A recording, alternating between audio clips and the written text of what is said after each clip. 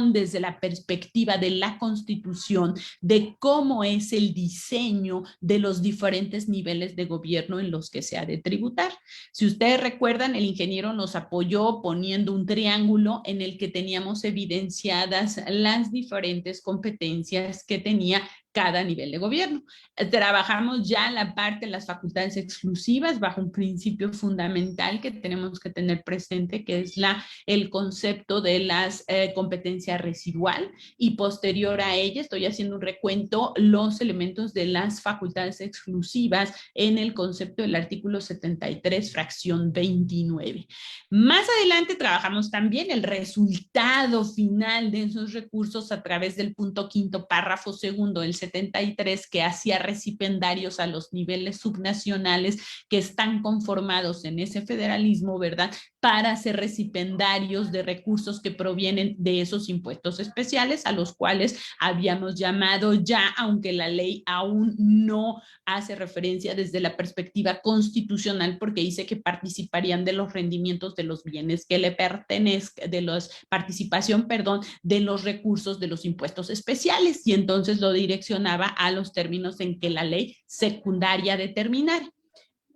Acto posterior, ¿verdad?, veíamos los conceptos en virtud de los cuales íbamos a tener la división entre los diferentes niveles de gobierno, y entre los diferentes niveles de gobierno pasamos por los niveles subnacionales en el caso de 117 y 118, desde dos grandes perspectivas: prohibiciones de carácter absoluto versus prohibiciones de carácter relativo, y fuimos descendiendo, ¿verdad?, para después llegar a la conformación de la construcción de la hacienda en el nivel municipal. ¿Se acuerdan que hubo interesantes comentarios de parte de sus compañeros, ¿verdad?, cuando decían, ¿y cuál es el origen de los elementos, ¿verdad?, cuando mencionábamos, por ejemplo, el caso del impuesto predial? Nos adelantamos en aquel momento un poquito para visualizar el fundamento que estaba determinado en el caso del artículo 115 en la fracción cuarta, el inciso A, y fuimos caminando. Sin embargo, pese a que nos adelantamos un poquito, nos tocaba aún ver la conformación de la hacienda municipal.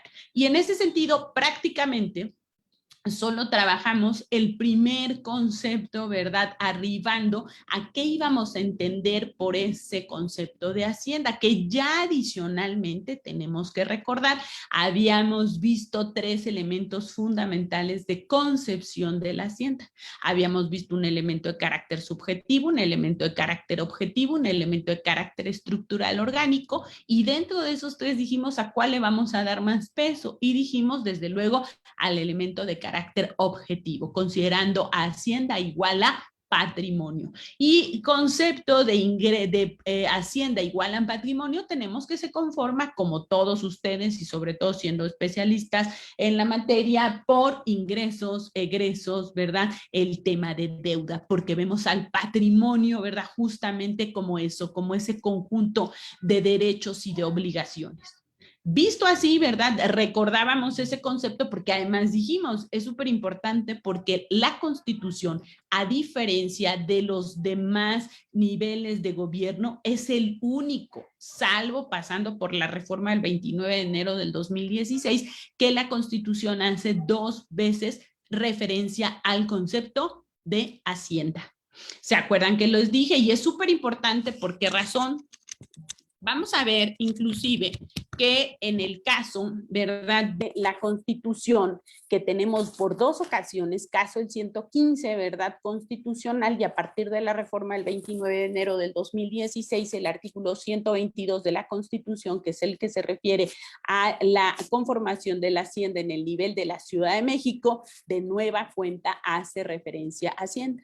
Sin embargo, si nosotros en el contexto nacional y más ahora, ¿verdad?, que estamos a partir del 2 de marzo y que fue debidamente ratificado el 9 de marzo con una segunda publicación en la Gaceta Parlamentaria de la Cámara de Diputados, advertimos que uno de los grandes temas a los que está convocando, y lo dije la sesión pasada en la Cámara de Diputados, es al tema de la transición hacendaria.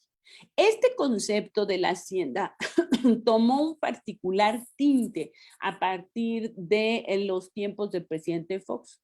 con antelación, y lo he dicho y lo vamos a ver mucho más adelante y mucho más acuñado cuando lleguemos a la parte, un apartado específico de federalismo fiscal. Vamos a ver que en la evolución de ese federalismo, con antelación, todo se refería básicamente a la construcción de convenciones nacionales fiscales, que son las que a lo largo del siglo pasado, 1925, 1933, 1947, dieron como resultado la evolución de la legislación fiscal que nosotros conocemos. Uno de los parteaguas más importantes lo tenemos en la evolución del impuesto sobre ingresos mercantiles, ¿verdad? Dando paso hacia los años 80 en el impuesto al valor agregado, y los mismos tratamientos y evolución en el impuesto sobre la renta, pues justamente vinieron de todo ese desarrollo. Por lo tanto, es uno de los temas de mayor envergadura que tendríamos, y solamente cuando llegamos a la conformación de la hacienda en el nivel municipal es que tenemos oportunidad justamente de desarrollar estos conceptos y que ustedes entiendan, ¿verdad? De forma muy clara y muy precisa cuando lean a cualquier elemento que diga, ¿verdad? En algún periódico, en alguna revista, ¿verdad? O lo veamos en la noticia del día, los resultados de los trabajos de la transición hacendaria, que justamente van a una convención nacional hacendaria, a la segunda convención nacional hacendaria, en la que se plantea ya tomar en consideración rubros importantes como los gastos fiscales, una reforma fiscal, la reforma en pensiones, la incorporación de los temas de incorporación de impuestos ecológicos, ¿verdad? Todos esos temas van enmarcados en el concepto de una gran reforma hacendaria. Por lo tanto, es necesario que aprovechemos esta coyuntura que nos permite en este momento advertir qué es la hacienda. Y visto así, dijimos en la parte inicial del artículo 115, pues íbamos a tener justamente lo que establece ese 115 justo para ese nivel municipal. Y se refiere, ¿verdad? El 115 con dos menciones que venían en su triángulo. 115 fracción cuarta, recuérdenlo, y acto posterior decía 115 fracción tercera. No es que fuera un error, ¿verdad? Y que dijera, ¿sabes qué? Puse antes una fracción que va después y después haga referencia a la pasada. No. La referencia está hecha así justamente porque la conformación de la hacienda está diseñada en la fracción cuarta, solo que la fracción, ¿verdad?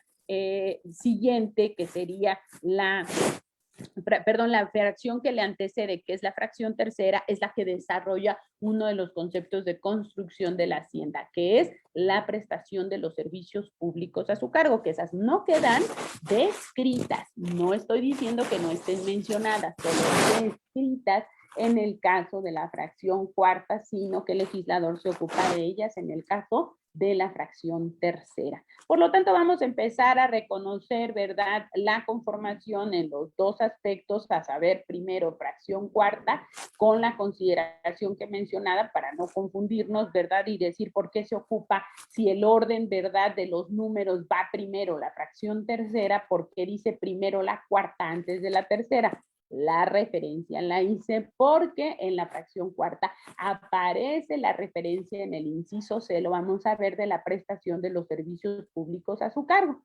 Pero esos no se describen en la fracción cuarta, inciso C, sino los servicios públicos a su cargo quedan debidamente descritos en la fracción tercera. Hecha esa referencia, es que procedemos entonces a advertir los primeros elementos de conformación de la hacienda. En este sentido, ¿verdad? Ya la hacienda nos decía, ¿verdad?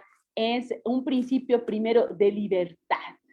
El municipio administrará libremente su hacienda.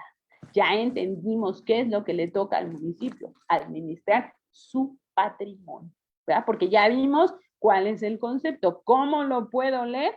Hacienda es igual a patrimonio. Y pongo el contexto porque van a encontrar hoy muchos elementos que tengan por efecto, lo he referido, más ser influyentes en el concepto hacendario que limitarse a lo fiscal, que lo vamos a empezar a trabajar quizá ya la próxima clase en la construcción de, bueno, un poquito más porque todavía me faltan límites constitucionales, pero en un tercer apartado veremos la relación jurídico-tributaria y la obligación tributaria. Cuando lleguemos a este punto, entonces vamos a ver que las relaciones que se dan entre los sujetos que intervienen en esa relación jurídico-tributaria solamente son el gobernado, el contribuyente también llamado, ¿verdad? Y la autoridad. La autoridad que, como ya estudiamos en la primera clase, ¿verdad? Dijimos en la actividad financiera, y cito a don José Luis Pérez de Ayala, un autor muy destacado español, ¿verdad? Que nos dice, el Estado en sus dos funciones, el Estado legislador, creador de la norma en el ejercicio de la potestad tributaria, y el Estado administrador, el Estado que ejerce la competencia tributaria. Por lo tanto, las relaciones entre estos dos sujetos los vemos en el caso ya materializado en el ejercicio de la competencia tributaria. A saber, veremos en ese momento un sujeto activo actuando, ¿verdad?, frente a un sujeto pasivo. Mientras uno está dotado de derechos y obligaciones, el otro está dotado de facultades. ¿Ven? Pero si yo dijera solamente en un ámbito eminentemente fiscal o tributario, la relación se acota solamente al vínculo obligacional en un ejercicio de suprasubordinación del Estado y el particular o contribuyente. Entonces ahí el tema se agotaría. Y parte del análisis del concepto de lo que tenemos como carga académica ver en este diplomado, y que además así lo ideó el contador Ávila, ha sido un contenido básico, completo, ¿verdad?, de todo lo que fuese una maestría en Derecho Fiscal, que esto prácticamente pues está garantizado por el contenido temático que se aborda con esa gran precisión del contador Ávila in extenso, para que ustedes tengan absolutamente todo. Yo diría, inclusive es más rico, ¿verdad?, en algunos conceptos, ni siquiera que lo que normalmente veo en los posgrados con mis alumnos, porque a pesar de que tengan un desarrollo temático mucho más amplio, lo hacen en más tiempo, pero quizá no en la profundización de todos los elementos que el diplomado ofrece, y no es en otro beneficio más que de ustedes de tener un contenido amplísimo del reconocimiento de todo lo que conforma a la materia fiscal. Me regreso entonces. El principio era, para no irnos perdiendo, ¿verdad?, el principio de libertad de conformación. Dice la primera parte, el municipio administrará libremente su hacienda, la cual se formará, dice posteriormente, de los rendimientos de los bienes que le pertenecen, y en todo caso con los que las legislaturas de los estados tengan a bien establecer en su favor. ¿Qué entendemos de todo ese concepto de la cápite del 115 que ilustra la conformación de la hacienda? Primigeniamente tenemos, ¿verdad?, pues el que he hecho mucho hincapié, la libertad.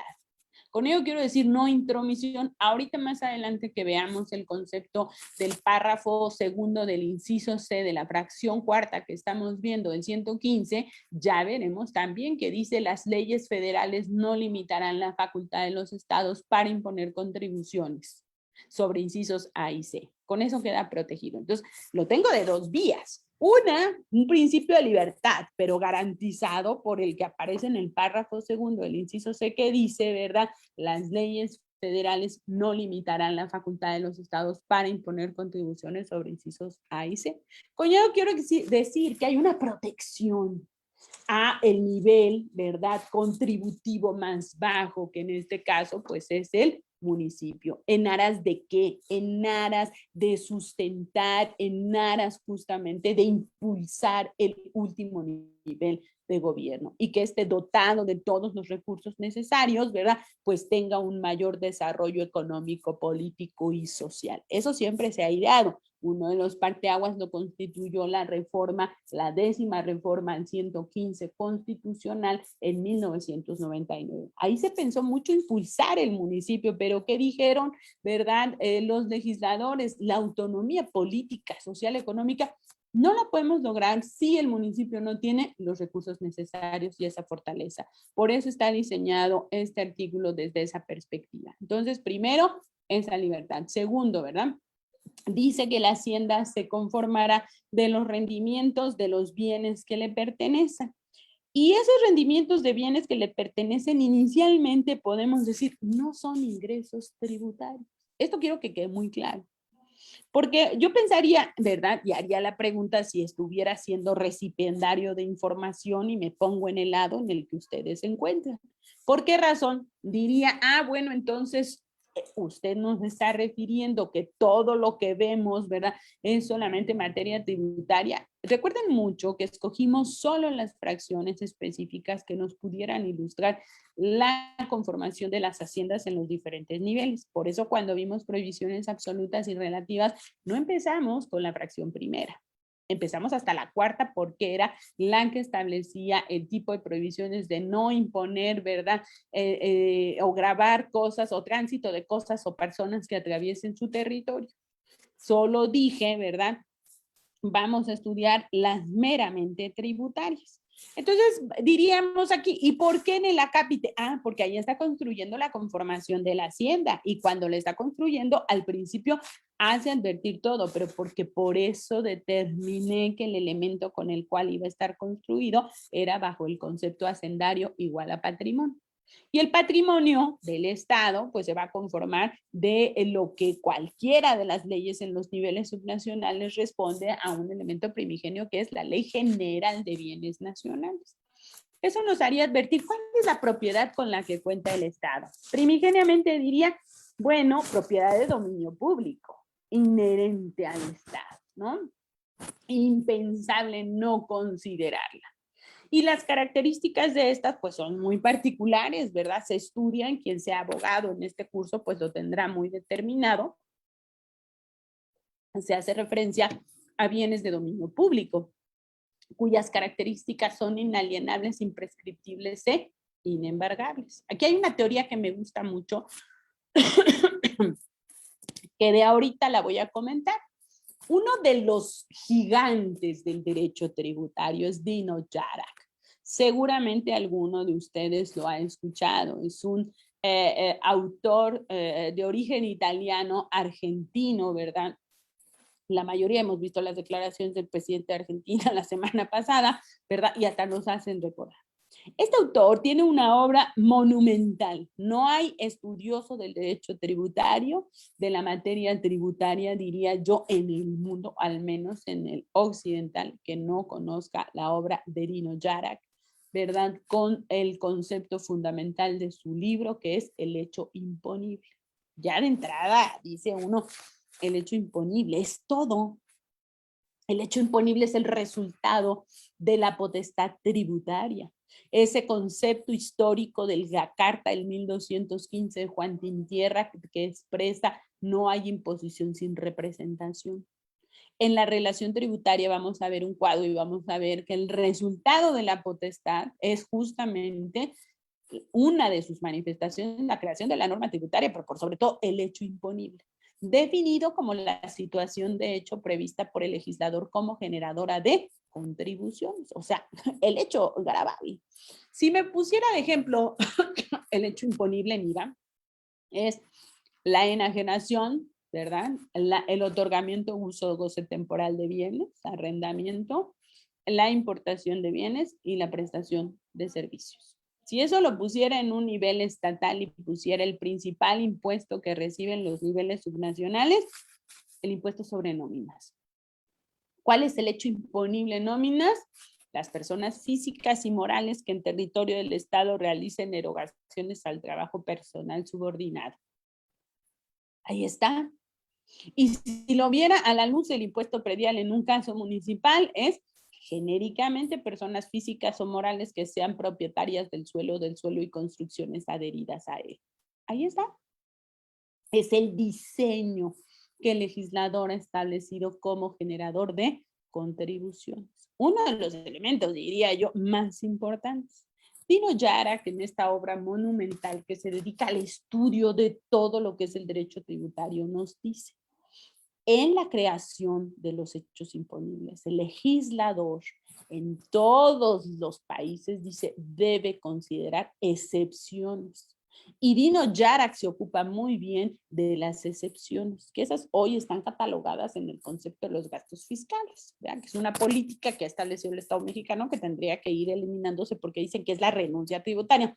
Yo tengo mis comentarios, ¿verdad? Pero bueno, lo que sí merma, porque aminora, ¿verdad? La recaudación, porque pues se dan ciertos beneficios. En estos casos, pues tenemos las exenciones, los regímenes de no sujeción, etc. Dino Yara, cuando estudia las exenciones solamente, ¿verdad? Dice, las exenciones en la propiedad de carácter dominical, de dominio público, tienen una razón de ser.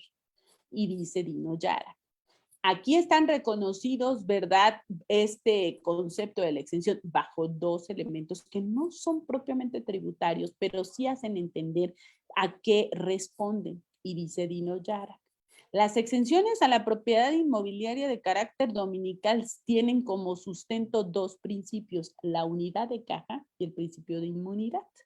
¿Qué quiere decir ello? Pues dice, bueno, si te vas a pagar tu municipio a ti mismo el predial por el Palacio Municipal, pues reconócete, ¿verdad? Como un exento. ¿Por qué razón? Porque subyace la unidad de caja. Si yo tengo que sacar técnicamente, ¿verdad? La salida del dinero público iría con la emisión de una CLC, una cédula líquida por certificar.